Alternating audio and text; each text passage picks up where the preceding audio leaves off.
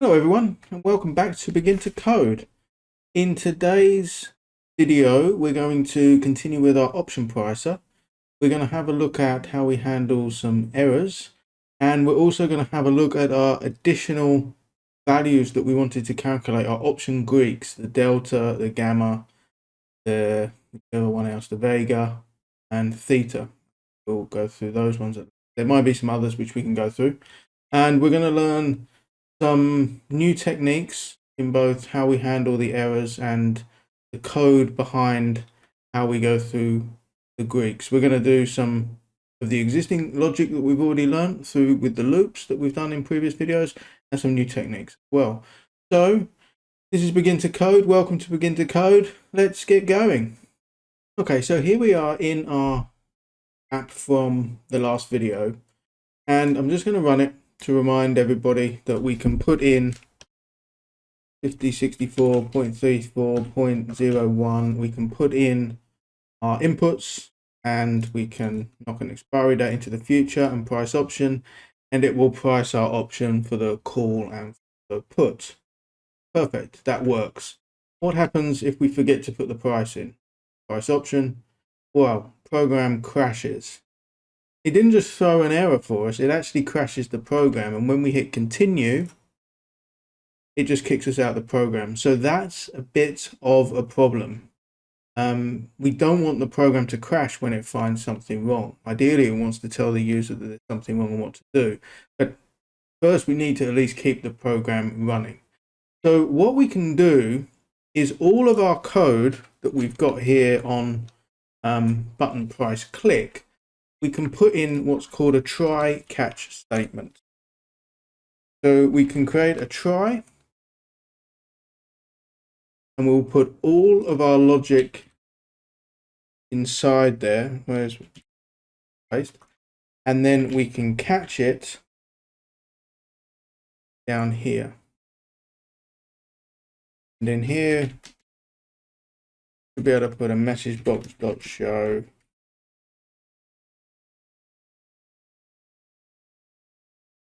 Oh, still can't type. You have an error. Run this.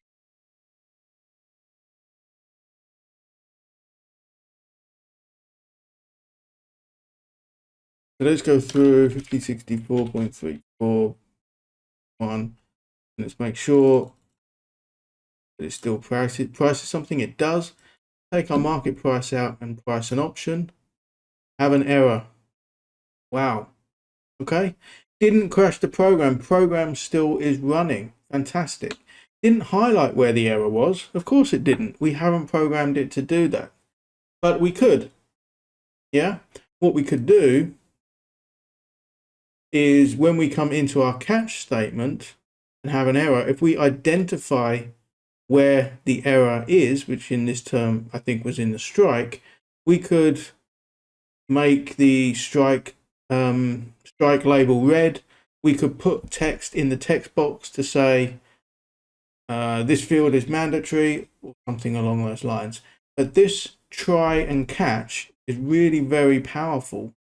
It's powerful when we build programs, because we can look at this if we can't quite get our code right, but we don't want it to crash every time. Well, there's a few things we can do.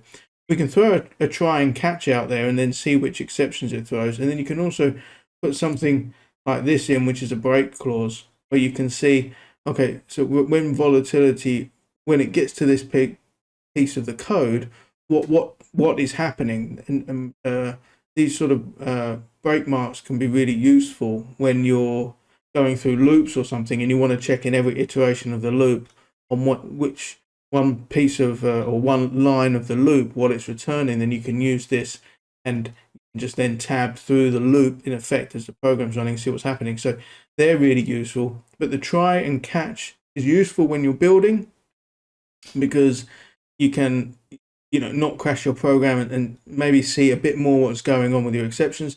But it's also really useful when you have an application that is built that relies on user input, and they may get it wrong because we're not restricting them enough during the input stage.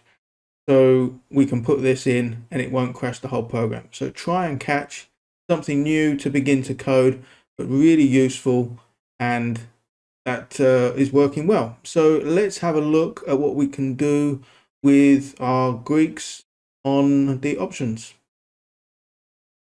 Okay, so we're now going to start looking at the Greek calculation.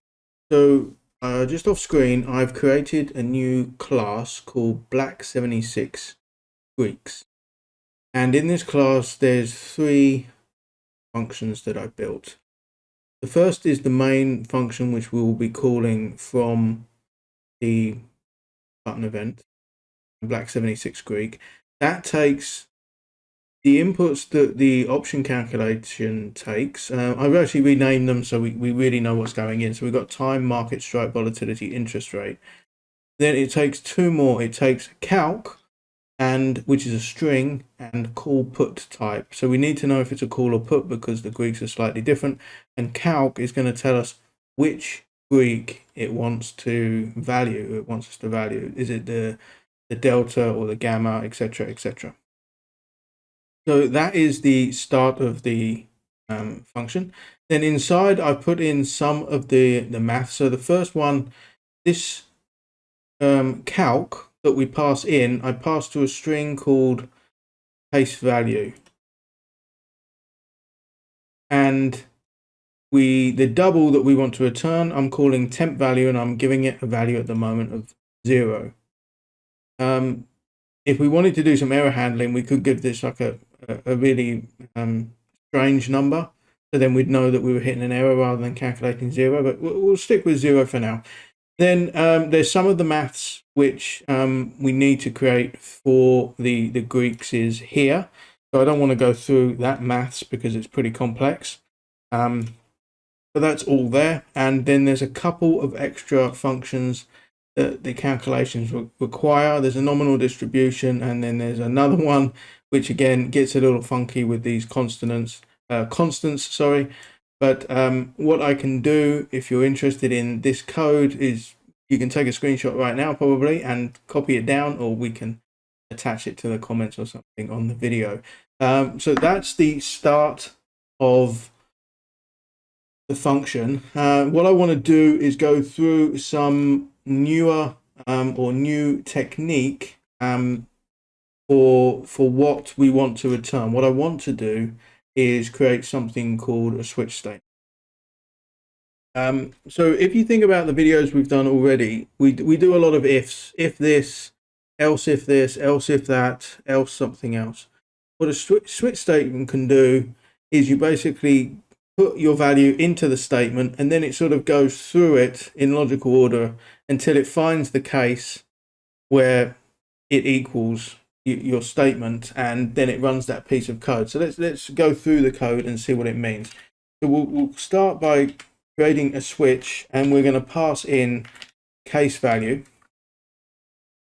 And let's open this up. So case value is simply the string calc that we're passing in. We could actually pass in calc straight from there. We don't really need to. Yeah, we could. We don't really need to assign here, but there's no. So then, like I said, we go through our cases. So case, if in effect this is D for delta, then do something inside here. And we can just say that it's at the moment temp value is going to equal 1. And then you have a break.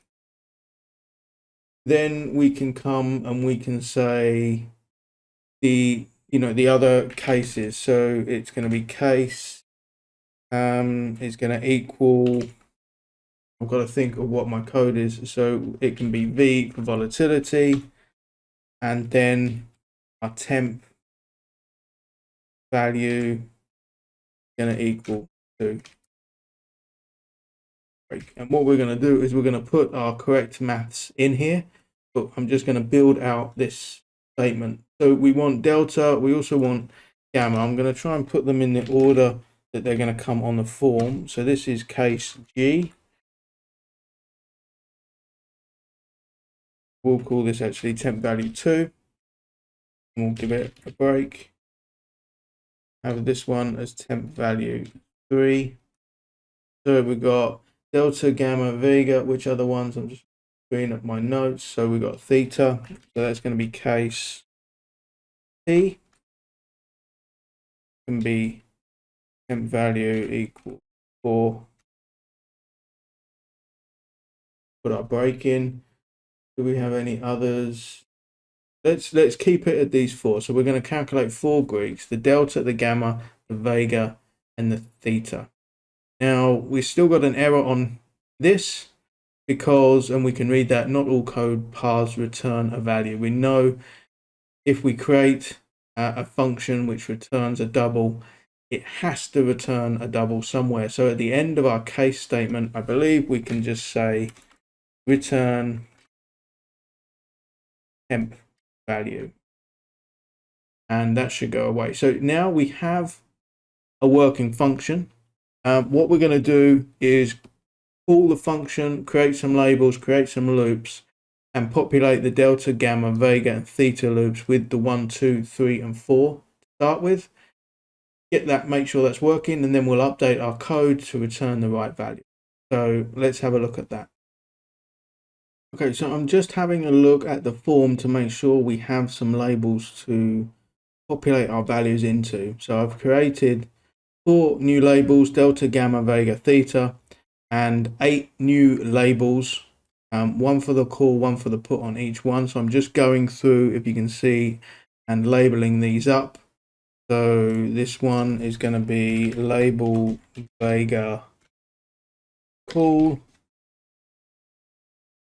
got label vega put, and for theta will be label theta call,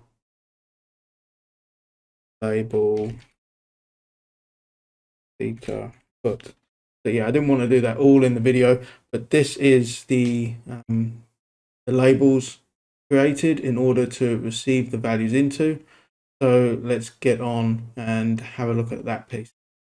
Okay, so we're back in our code, and if we remember back to our very first video, which was the National Lottery number pick, we created a label array that we put the labels in, that we stored the numbers that we picked. So it's very, very similar here. I've created a label array called option labels, and I've put 10 labels in there. So the 2 price labels, the 2 delta labels, the 2 gamma labels, the vega label, theta on load form. So we've got now an array of labels, which is good. And on load form, we call clear labels. I've just seen this. I remember doing it in the last video, which just manually clears our labels. We can actually put that into a loop now. So we can say for int I equals 0. As long as I is less than 10, then I plus, so that will circle through this. And we want to say option labels I dot text. I think we did this same in the lottery as well, didn't we? Same logic to clear it. So that should be enough. Clear all of our labels on load form.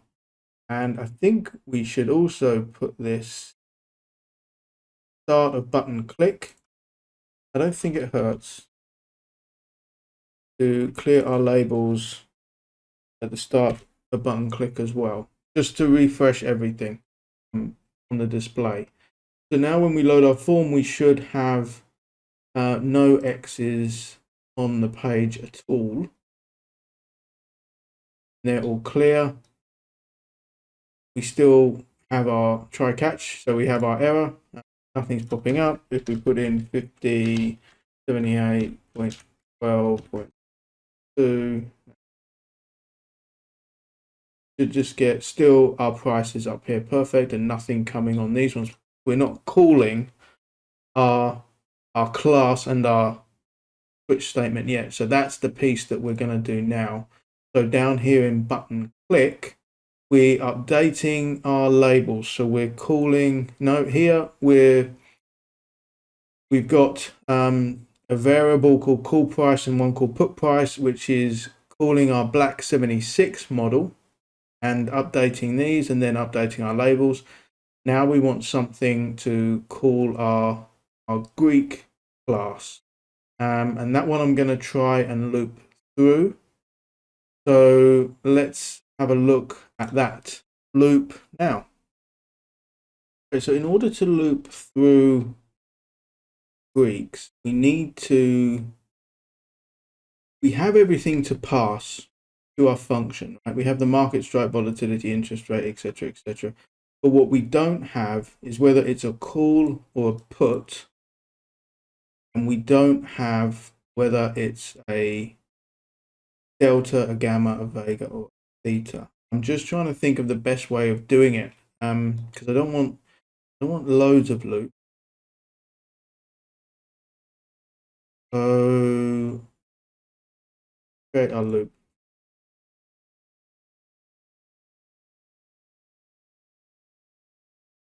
For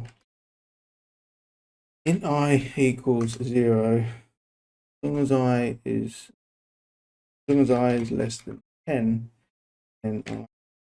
So this is effectively going to go through the.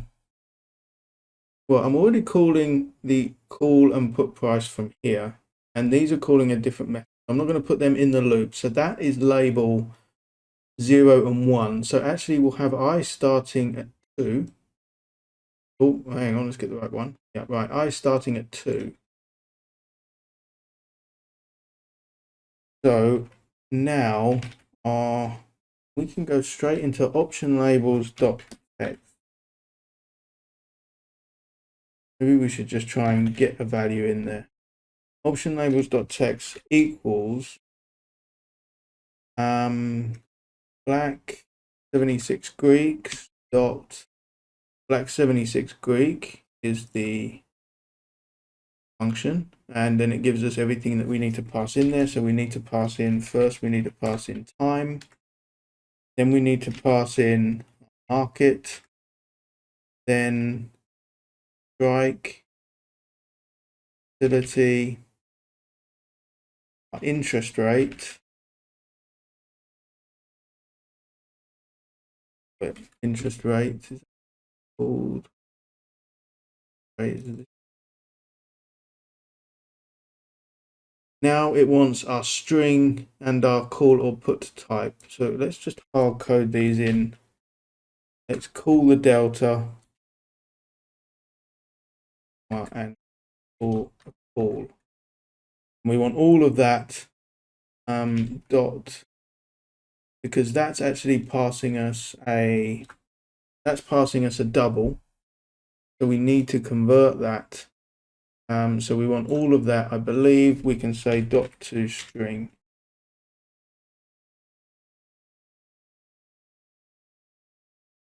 An error. Label does not contain labels, of course. It's option labels. Right, so we start at 2, and the text of each label should be equal to the delta call Greek, which should be 1. So all of our labels should be 1. Let's see if it at least gets to the class, gets to the switch. Price option, still going to have that try catch in that. So what can we do here? Let's do it really something crazy. All of our labels should be 1. Oh, I always get nervous. So they are all 1. That's good. So that means we're at least finding our way all the way to the class, and we're finding our way all the way to our switch statement, and we're passing in some parameters and returning 1. What we need to do is start to return 1s, 2s, 3s, and 4s, and then we'll know that each label is at least going in to the correct piece. So there's a couple of things I think I can do. So we specified D, G, V, and T. We didn't specify anywhere in here yet what it's looking for a call or a put. So we can just call them C and P the same way there. I think that's quite nice. So when you think about it, there's always four. So for call and put, we could put an if statement in here. Well, actually, I think there's a few ways of doing this. I don't want to put an if statement in because it will get complicated. I think what would be easiest is to create two more arrays. Actually, we could do one array. We could do the jagged array that we did. That we did in the tic-tac-toe app. Because what I'm thinking is, if we have an array, no, I don't want it to be a jagged array because be a loop in a loop. So when we think about it, we've always got this numeric here 2, then it goes 3, 4, all the way up to 9, right? To coincide with these. So if I create an array of call and put, an array of D, C, G, and V that corresponds with these same numbers, then I can just use one loop and pass in the array positioned here. Yeah, I think that's what I'm going to do. I don't know if it's the easiest way, but it's the way I can think of doing it. So let's create a string array up here. String array, and we'll call this call put. What did we call the... We call one of them calc and one of them call put type. Put the same. Call put type. Call put type equals new string. We'll make it. And then we will have string called calc. And we'll have that 10 as well. Then on our load form, now we can definitely create a loop here because I'm not passing in labels, which I don't know how to do on a loop. So on load form, we can create a loop. So for int I equals 0. So we know how to do these now, right? I say that and then probably make a mistake, but we're getting somewhere with them. So here's our loop. So on every one, so we want call put type. It's not easy to do a loop. It is for the call. No, it's not easy to do it for the call put type, is it? Because I still want an if statement in there. I'm not going to do a loop. I'm going to do it the long way. So this is our first one, call put type. Call put type 0. This one is going to equal C. Oh, company name, not company name. Let's do them all off screen, and then we'll come back when they're... Okay, so just like that, they're done. So I've created call put type per label, and I'm going alternately, right? I'm not doing all the calls and puts all together, so I'm going call put, and then on the calc, I'm starting that at 2 because the first 2 labels are the option type, not Greek type, so they don't go through the same loop, right? We've just seen that. So these ones will just quickly change the calc.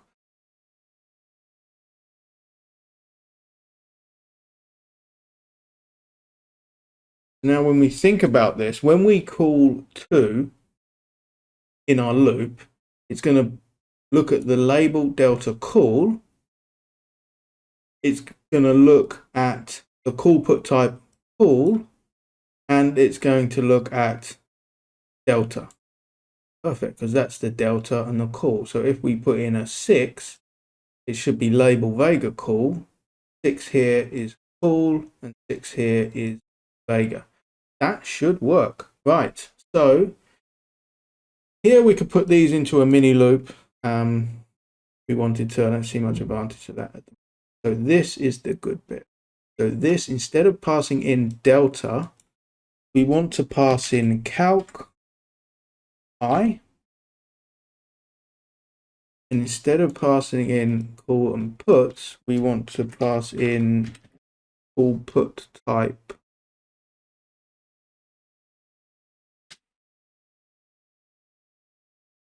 Now I should get 1, 2, 3s, and 4s. If we do, numbers in, away, 2, well, screw that up and go back to today. I can actually do is defaults and values in there. Right, 1, 2, 3, and 4. That's awesome. So our loop is going through switch statement into case D, G, V, and T, and returning 1, 2, 3, and 4. Now we haven't put any code in there except for return 1, 2, 3, and 4, but we can start to see just how this piece of code, just this one line, is doing, it will be actually in effect doing 8 calculations and returning 8 different values, which I think is pretty cool because there's not a lot of code there, and it gives us, you know, quite a lot of functionality. So this is loop to get option Greeks. So let's think back to our Greeks. So we pass in case D and it returns temp value 1. So now I want my code, I think, for my Greeks, and we can start to put in our different cases up there. So on case D, this is definitely where it needs, the delta is different if it's a call or a put. So inside this case, I want to say that if the call put type is equal to C, then the calculation, I've got it here, relationship this. Well, actually, I want to say temp value equals, I've got there, then temp value this. Already had it. If it's that,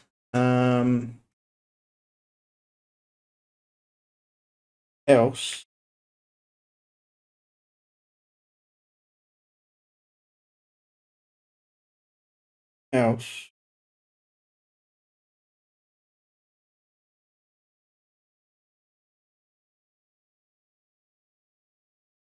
start this again, else our temp value is equal,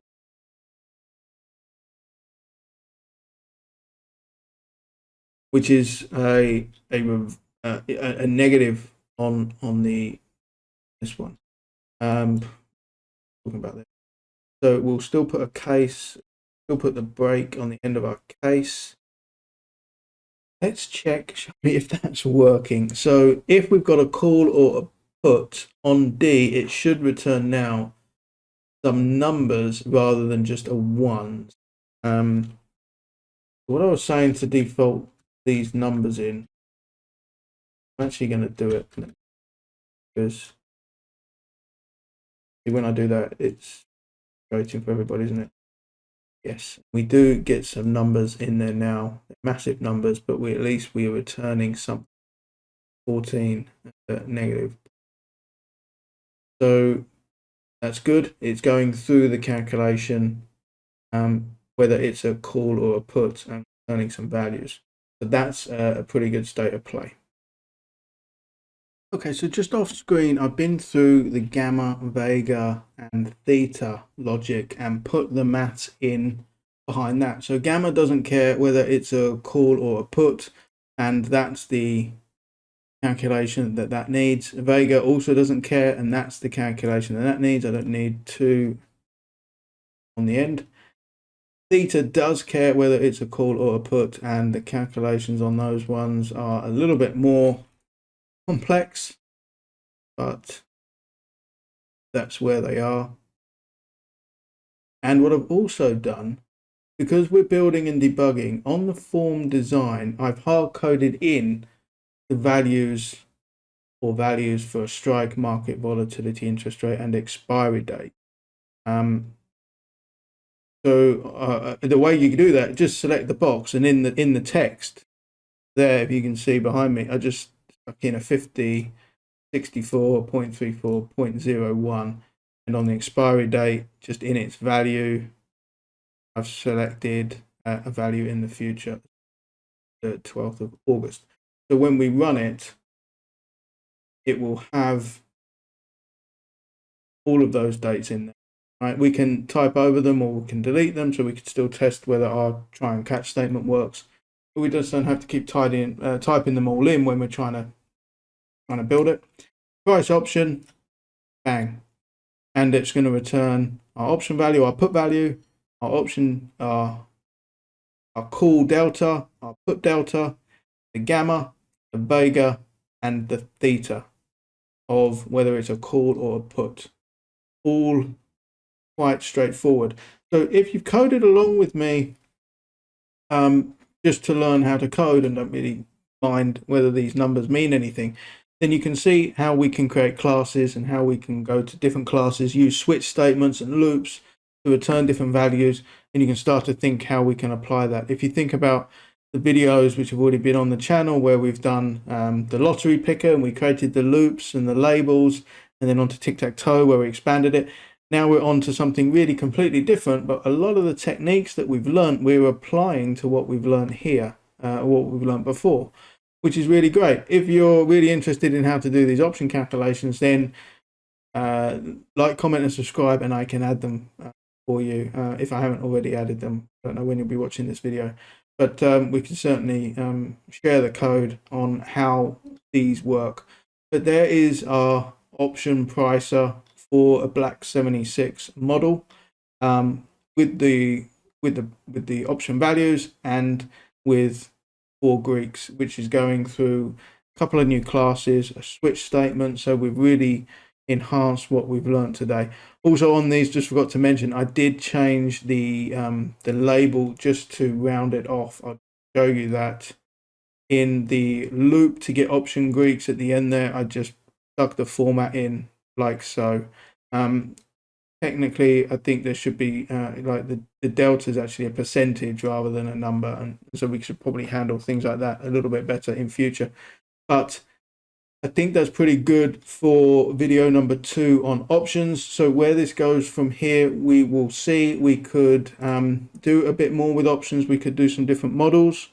We could think about volatility and a spline, and instead of putting a volatility in like this, we put in a volatility surface, and the model finds the correct volatility and then values it. So that would be pretty cool if you're really into the option things, and we can do some new code techniques in that. Otherwise, I think I mentioned in one of the previous videos, we're probably going to do a big game app, because we've done a couple of games, or we could think of a few games that we could put together into one bigger sort of app. So I think I wanted to do the picture things, so we might go on to that one. Not sure yet, could try and do both, going to try and knock a few more videos out. But that's it for today's video. I hope you've enjoyed it. I hope you've learned something at Begin to Code with me. Like, comment, and subscribe. Please watch out for future videos. Thanks for watching, and see you soon. Bye for now.